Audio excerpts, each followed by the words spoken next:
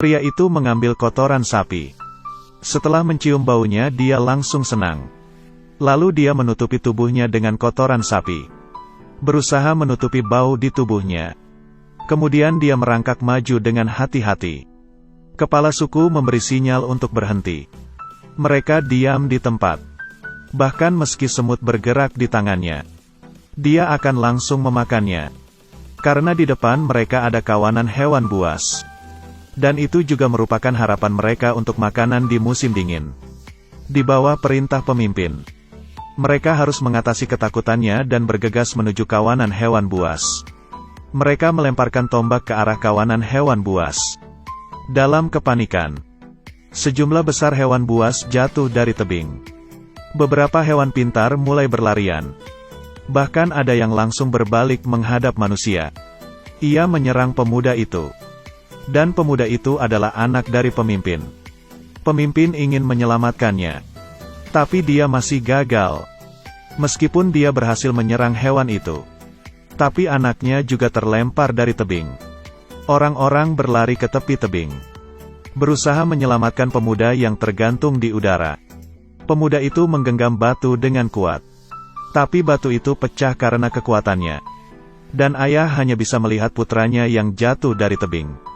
Beruntung pemuda itu tidak sepenuhnya jatuh ke bawah. Ayah ingin pergi untuk menyelamatkannya. Tapi anggota suku menahannya. Mereka telah kehilangan pemuda itu dan tidak bisa kehilangan pemimpinnya.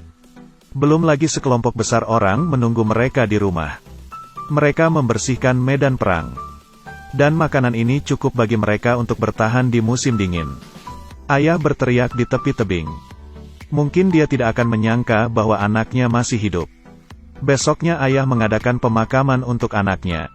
Rekan mendesaknya untuk segera keluar dari kesedihannya. Namun tidak ada yang menyangka bahwa ini akan mendorong perkembangan sejarah. Dan memungkinkan mereka untuk memasuki peradaban yang lebih maju. Begitu mereka pergi, seekor burung terbang ke arah pemuda itu. Dia ingin memakan pemuda itu.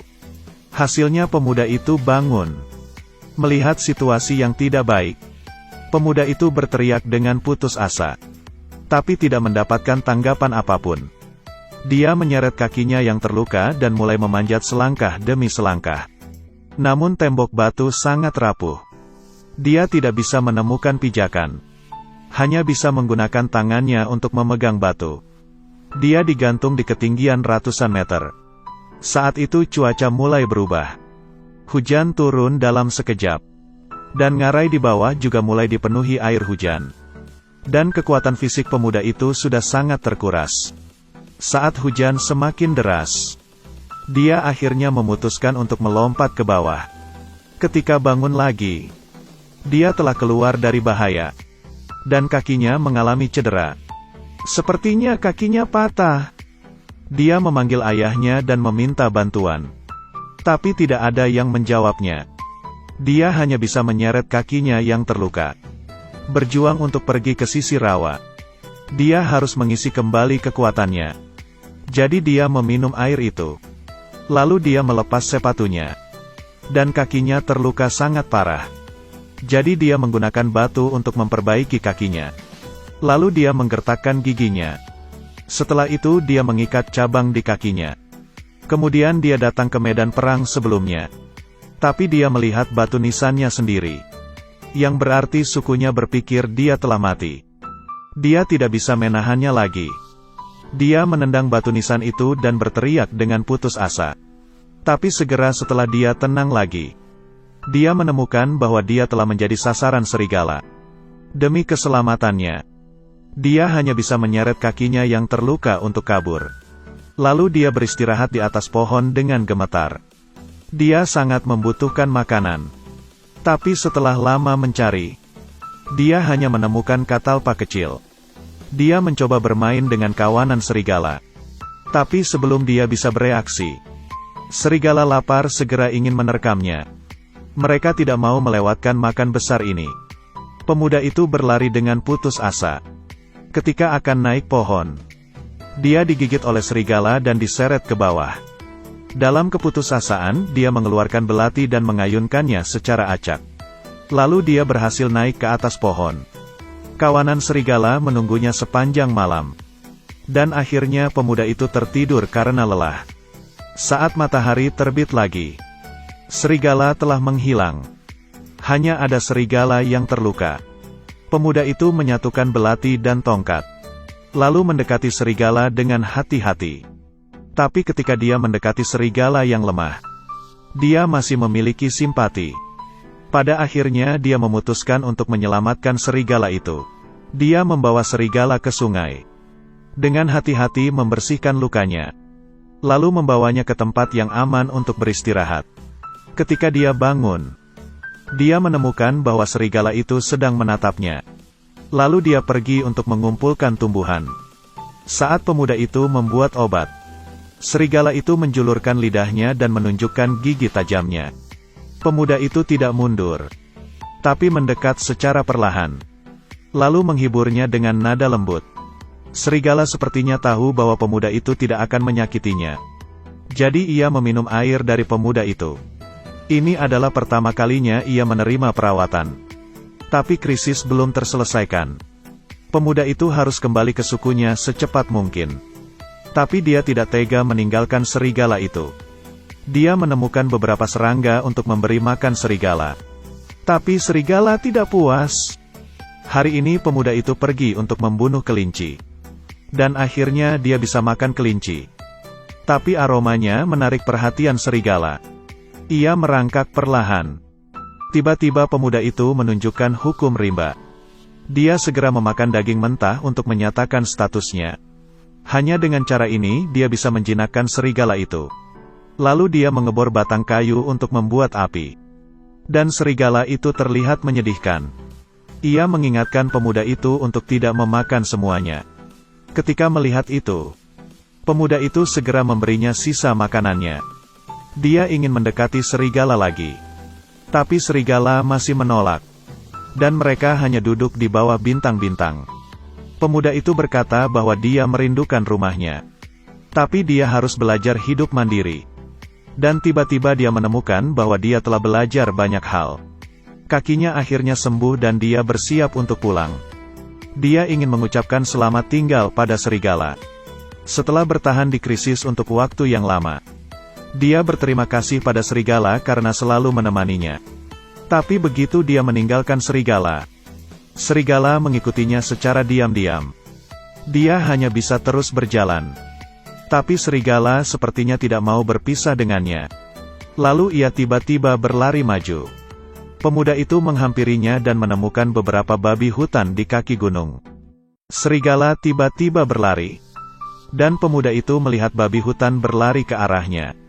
Tapi ternyata babi hutan hanya melarikan diri dari serigala. Serigala melihat pemuda itu yang ketakutan.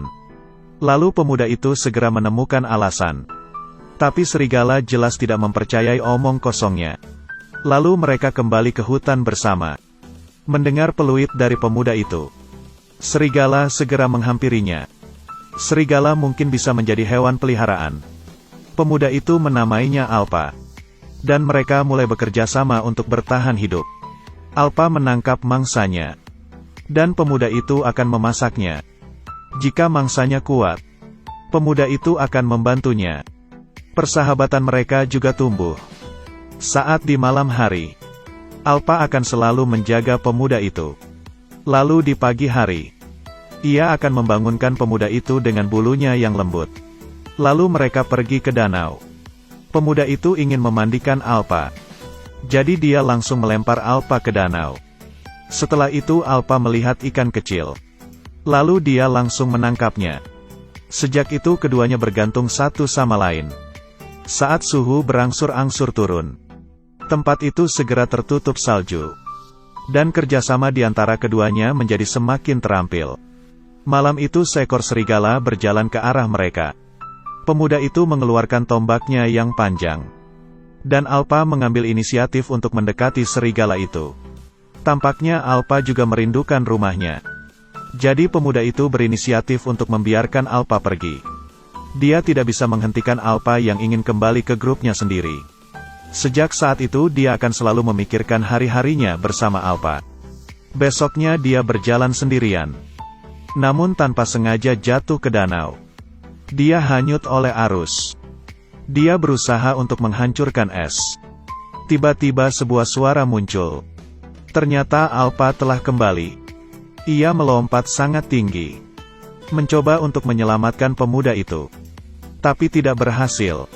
Namun kedatangannya telah menginspirasi semangat juang pemuda itu.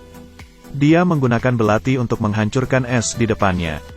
Dia sangat kedinginan. Kemudian dia bertekad untuk menyalakan api. Lalu melepas pakaiannya. Suhu semakin rendah dan semakin rendah. Pemuda itu melanjutkan perjalanannya. Saat ini dia menemukan seseorang di kejauhan. Dia berlari ke sana dengan penuh semangat. Tapi setelah melihat lebih dekat, dia menemukan bahwa orang itu tidak bergerak. Wajahnya juga tertutup embun es. Pemuda itu mencoba mencari makanan di tenda. Mereka sudah lama tidak makan. Dalam cuaca buruk, pemuda itu berdarah dan harus segera dirawat. Setelah beristirahat, dia melanjutkan perjalanannya dengan panah yang ditinggalkan orang itu. Tapi sebelum pergi jauh, dia menjadi sasaran sekelompok hewan buas. Dia hanya bisa berlari ke dalam gua dengan Alpa. Dia sangat gugup hingga tidak berani bernafas. Untungnya hewan buas tidak menemukannya. Tapi ada krisis yang lebih besar di sini. Di sini ada hewan buas yang lebih kejam daripada hewan buas tadi. Ia mencoba yang terbaik untuk menerkam pemuda itu. Tapi dihalangi oleh Alpa. Meskipun Alpa bukan tandingannya, tapi dia masih berusaha untuk melawan hewan buas itu. Di saat kritis, pemuda itu mencengkeram panah dengan erat. Lalu dia berhasil menembak mati hewan buas itu. Tapi setelah krisis selesai, Alpa tidak bergerak. Pemuda itu berteriak memanggil Alpa. Untungnya Alpa mulai bergerak. Tapi karena luka dari pertarungan tadi, ia terjatuh setelah berjalan beberapa langkah. Pemuda itu merawat Alpa. Dan dia juga memberinya makan. Tapi di musim dingin ini, dia tidak dapat menemukan tumbuhan apapun. Situasi Alpa sangat berbahaya. Namun jika mereka ingin bertahan hidup, mereka harus melanjutkan perjalanannya. Pemuda itu berjalan melawan badai salju. Alpa juga mengikutinya dari belakang. Tapi cederanya lebih serius. Dan mereka hanya bisa membantu satu sama lain untuk melangkah maju. Malam itu mereka beristirahat di atas salju. Dengan suhu yang semakin dingin, Alpa akhirnya tidak bisa bertahan dan jatuh. Ia terluka parah dan tidak mendapatkan perawatan. Pemuda itu ingin menyemangatinya. Tapi Alpa tidak memiliki kekuatan sama sekali. Jadi pemuda itu membawa Alpa dan terus berjalan. Tapi pada akhirnya dia tetap jatuh. Dalam tidurnya, dia memimpikannya ayah dan ibunya yang menantikan kepulangannya. Mimpi ini juga langsung membangunkannya. Lalu dia membawa Alpa dan terus bergerak maju. Harapan di hatinya memberinya dukungan. Dia melihat bahwa Alpa hampir tidak dapat bertahan. Dia berjalan menuju sukunya selangkah demi selangkah. Ketika dia mendekat, wajah semua orang penuh dengan ketidakpercayaan. Pemuda itu mengulurkan tangannya. Ayahnya dengan penuh semangat menyentuh wajahnya. Ibunya di samping menangis tak terkendali. Tidak ada yang mengira pemuda itu akan kembali. Sebelum mengalami koma, pemuda itu memohon pada ayahnya untuk menyelamatkan Alpa. Bagaimanapun Alpa telah menghadapi kesulitan dan bahaya bersamanya. Ketika pemuda itu bangun dari koma, hal pertama yang dilakukannya adalah melihat Alpa. Alpa berbaring dengan tenang. Ia belum pulih sepenuhnya. Dakis datang untuk menyentuhnya. Tak lama kemudian Alpa melahirkan anaknya. Ternyata ketika melakukan perjalanan itu Alpa sedang mengandung. Pemuda itu membelainya dan berterima kasih atas kerja kerasnya. Kemudian sekelompok anak serigala tumbuh secara bertahap. Mereka tumbuh di suku pemuda itu. Dan pemuda itu selalu bersama mereka. Setelah beberapa saat para pemburu di suku itu pergi untuk memburu. Mereka akan selalu diikuti oleh serigala. Dan mereka menjadi suku yang paling kuat. Setelah bertahun-tahun, serigala terus berkembang biak. Beberapa keistimewaan juga telah ditemukan. Mereka akan membantu tuannya. Beberapa dari mereka akan membantu berburu. Dan beberapa akan menarik kereta luncur. Alpa adalah nenek moyang anjing. Gen setianya telah diturunkan dari generasi ke generasi dan tidak pernah dilupakan.